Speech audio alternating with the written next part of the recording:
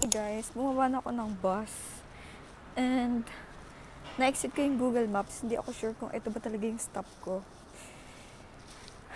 Pero, sige, wait.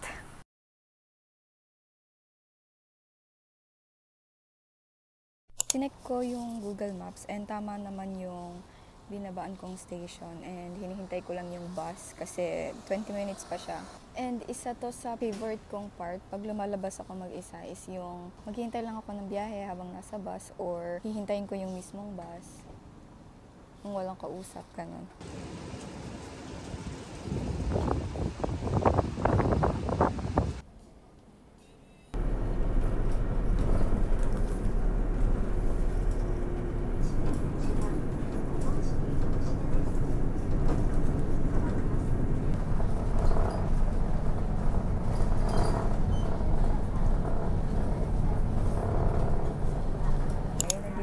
Sa bus and ako na lang mag-isa.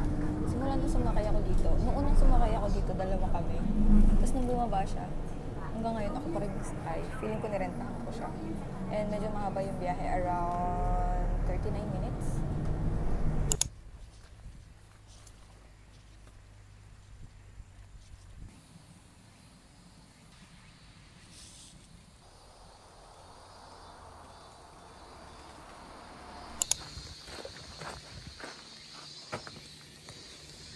Gonna go there. Finally here. Finally nakababa na tayo and start na tayo ng trekking. Look.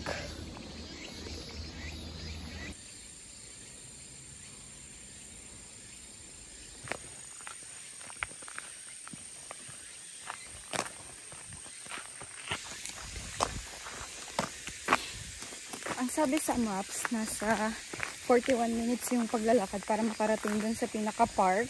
Baka mahit ko na yung limit na itong shoes na to. Kawawa naman.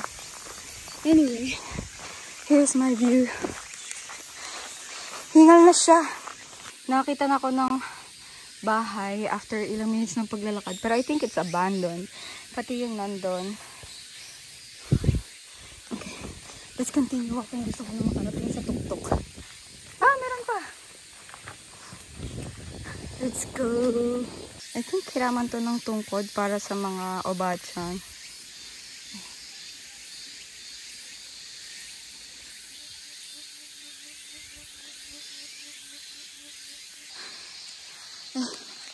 Saan tayo guys? Bibuyog! Meron ako nakitang bahay kanina and merong couple na nag-chill lang sa labas. Future life be like. Sa isip ko, nagtatabi-tabi po ako. Look, kung sa Pinas to, malamang marami ng mga, ang tawag dito, hindi siya alamat. Mga, basta yun, dito. Finally, may makakasalubong na ako. Oh my gosh. May table. Pwedeng kainan, tas may water din. I'm gonna walk first.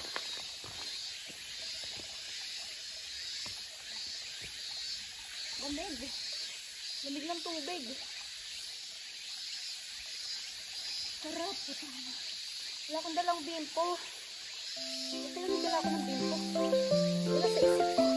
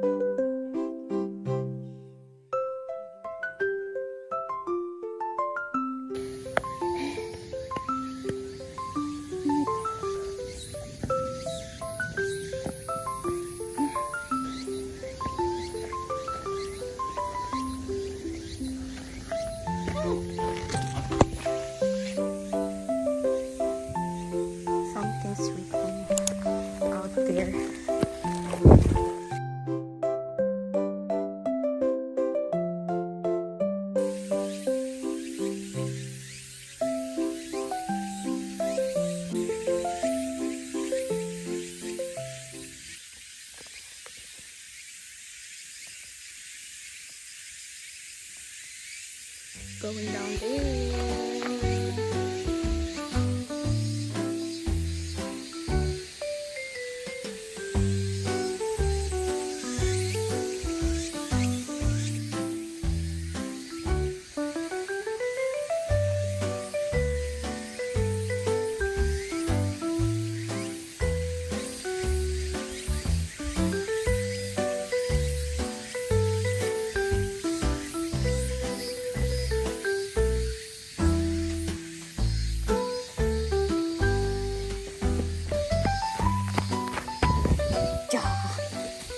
Nakarating na ako sa bridge. Nakalimutan ko nga may bridge.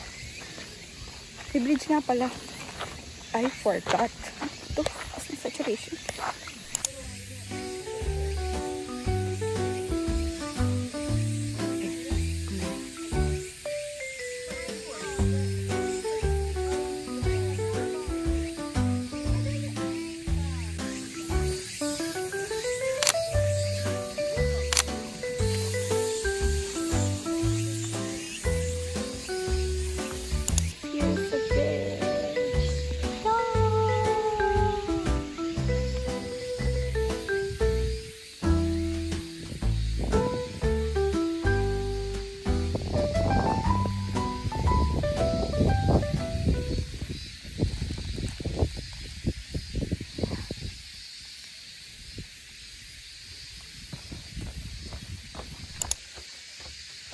Super against the light.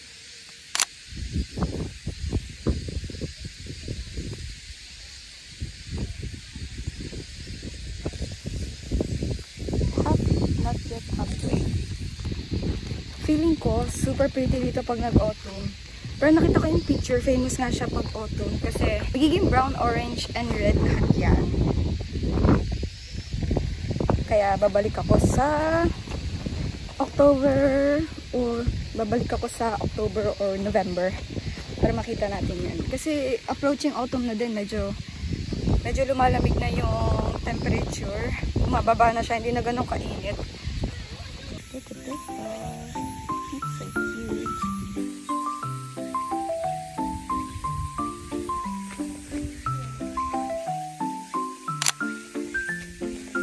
Merong dalawang way. Isang pataas, isang pababa. Pero dahil adventures tayo, dito tayo sa taas. Ay puta, may harang. Ba yarn? Anyway, look at this view. Nalalapan na ako si Briton, kaya start na ako kumakas.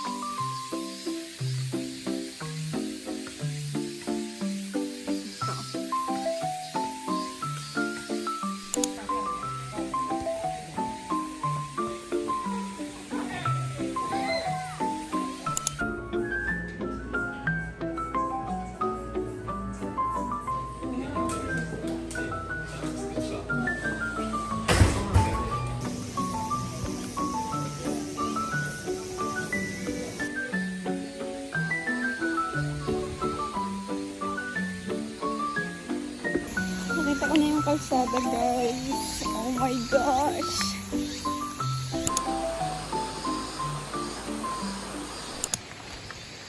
Ang next mission ay hanapin ang station. Ang bus station. Sinerch ko kung saan bus station ako sasakay. And nasa around 14 minutes walking pinakamalapit. Kaya, yan, naglalakad tayo. Layo pa. Kanina, nagkukulay lang ako ng buhok. Umaga. Ngayon, nasa bundok na ako. Hinahanap ko yung bus station.